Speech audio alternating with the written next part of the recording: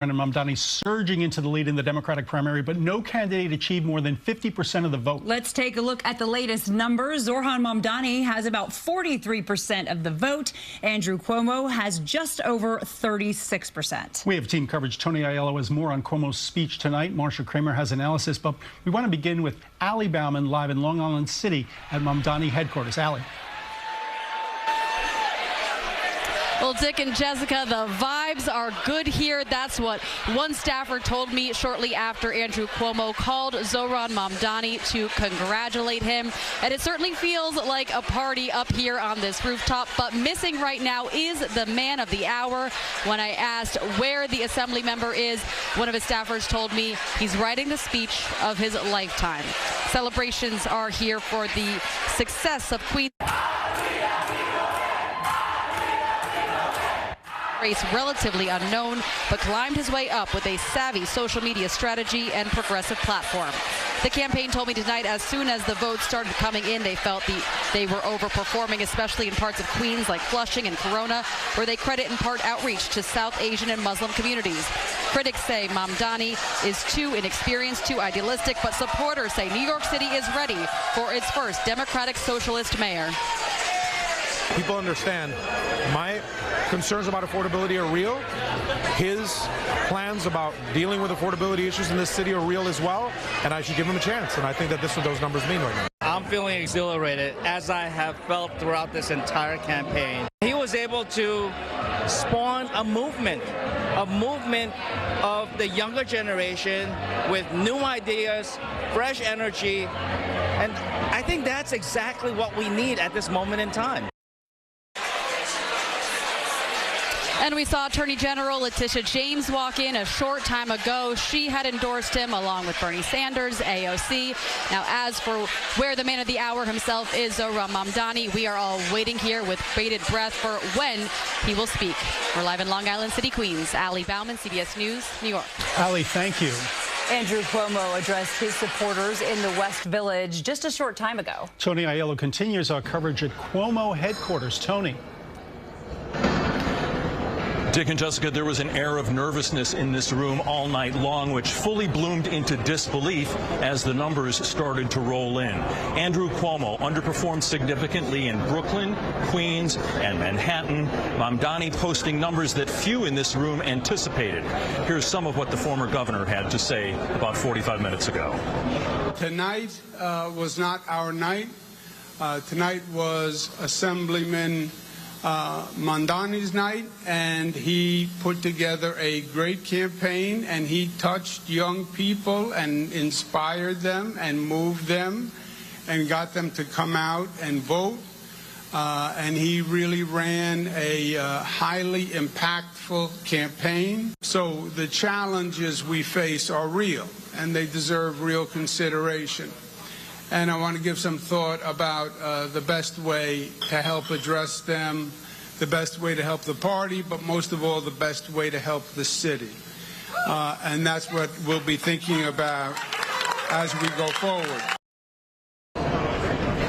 So with every expectation that the ranked choice voting process puts Mamdani over the top, Andrew Cuomo now faces the biggest decision since resigning the governorship in August of 2021. He created the Fight and Deliver Party in May and now must decide if he wants to run on that line in November, challenging Mamdani from the center.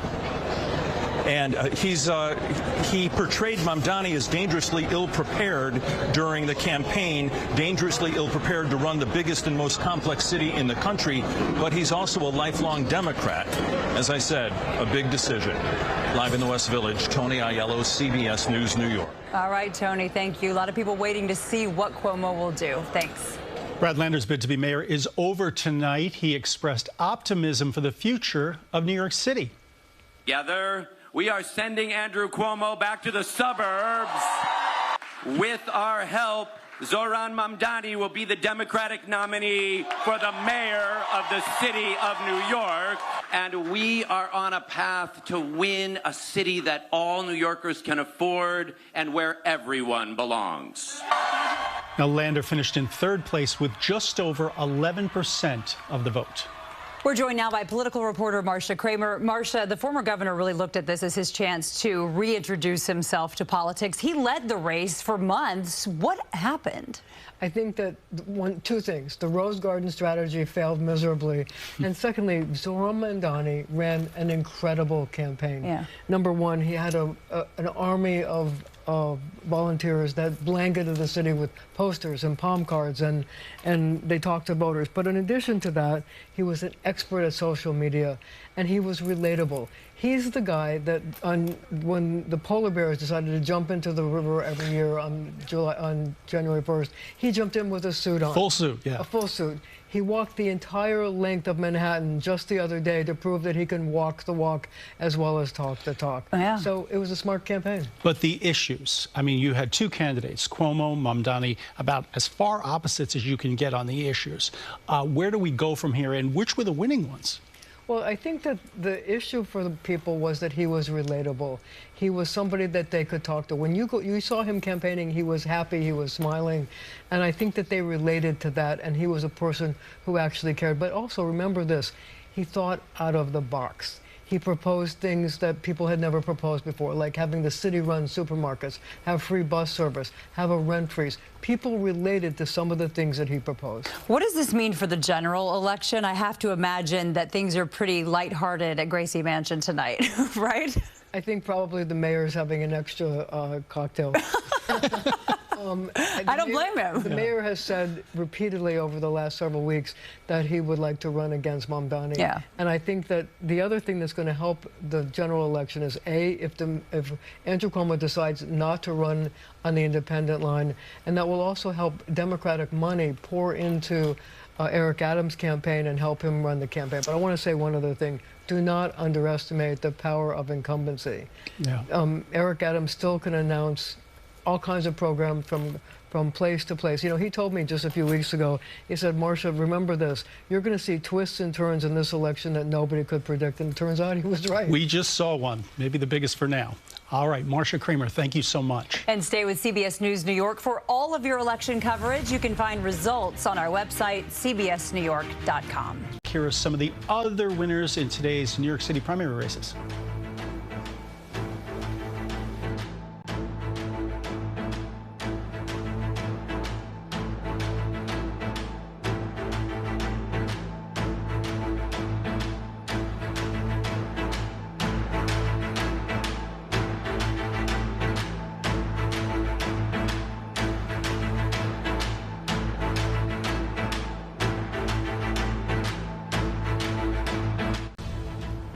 On this primary night, let's take a look at some of the other Democratic primary races. For Manhattan Borough President, there's no incumbent, as Mark Levine is running for controller, and Brad Hoylman-Siegel is winning over council member Keith Powers and Dr. Calvin's son. He has a healthy lead right now. For Brooklyn Borough President, the Associated Press is projecting incumbent Antonio Reynoso as the winner, defeating challenger Kari Edwards. And for Bronx Borough President, the Associated Press projects incumbent Vanessa Gibson as the winner, beating out Councilman Rafael Salamanca. There are a few high-profile city council races happening tonight, including in District 8. In the lead right now, Elsie Encarnacion. It looks like she has 28.2%. Among the candidates, exonerated 5's Raymond Santana. Got to look very carefully for those numbers. And in District 2, Harvey Epstein is in the lead. He has 39%. And among the candidates, former Representative Anthony Weiner.